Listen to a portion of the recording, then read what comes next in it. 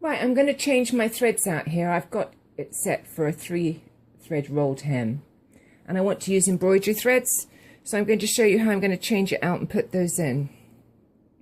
I'm going to leave my needle thread as it is because I don't have to change that. I'm going to cut my threads. You can't see that, it's out the picture, and I'm just going to run them out the machine because it won't work unless I've got it shut.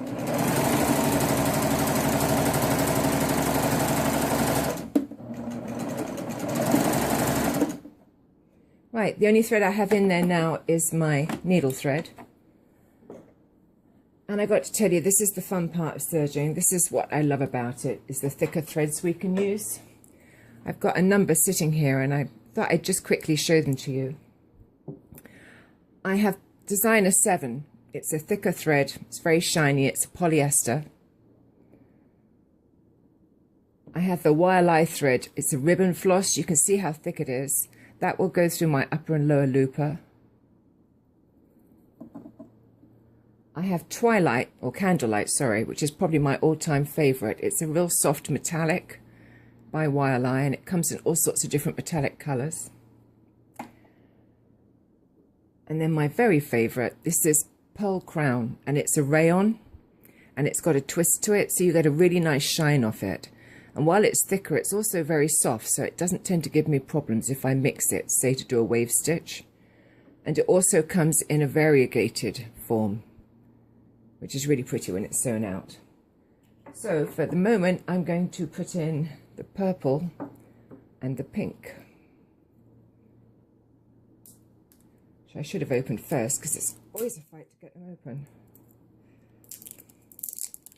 So when you got your machine, you would have had in the supplies a little metal coil. I found that nobody actually knows what it is until you point it out, and then they think they might have thrown it away with the packaging. It's so tiny. I don't know if you can see it here, but it's just a real thin piece of wire. And I'm going to thread one thread up with that and another one with a thread cradle.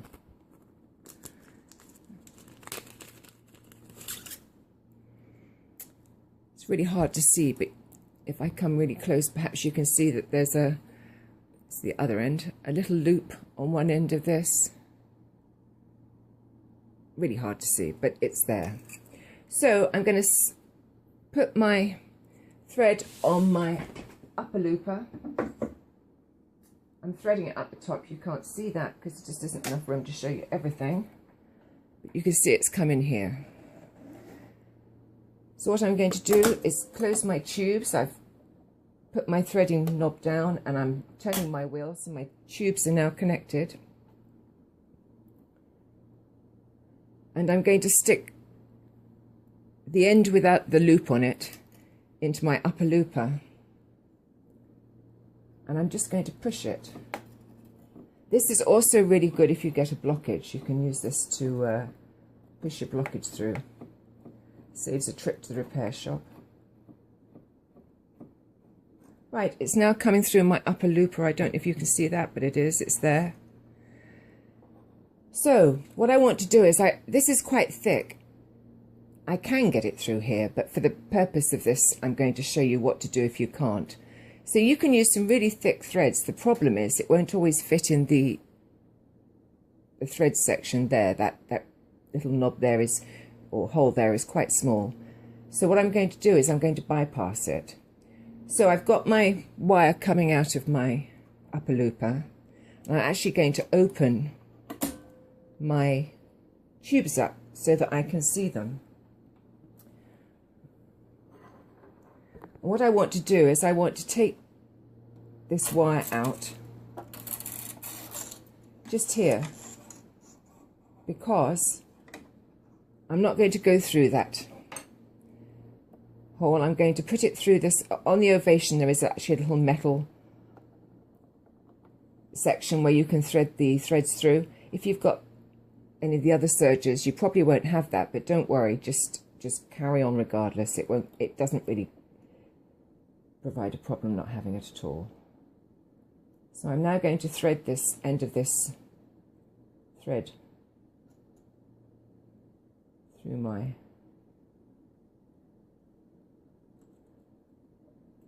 So it's now caught in the end. And I'm just going to pull it through. And there you are, it's threaded through. It's caught down here, just on, if it catches on anything, undo it.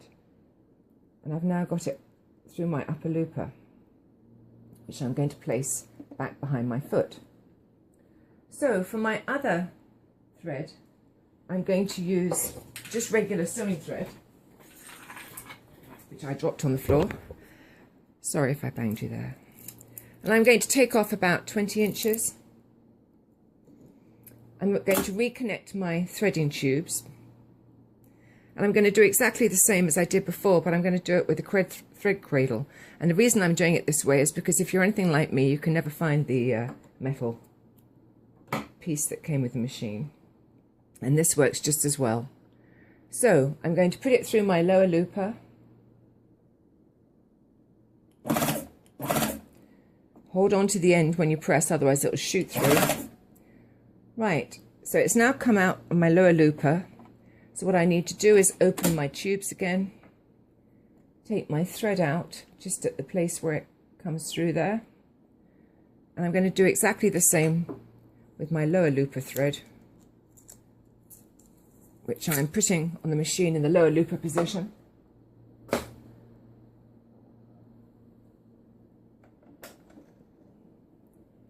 So here's the end of my thread. I'm just going to loop it through. No, I'm not. I'm going to thread it through here. I always forget to put it through this metal bit because I had an evolution for ages and I forget I have it. So through the lower looper thread hole there.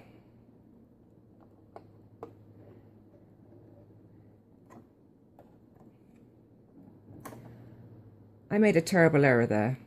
Always thread your machine with the foot up, otherwise you could have problems.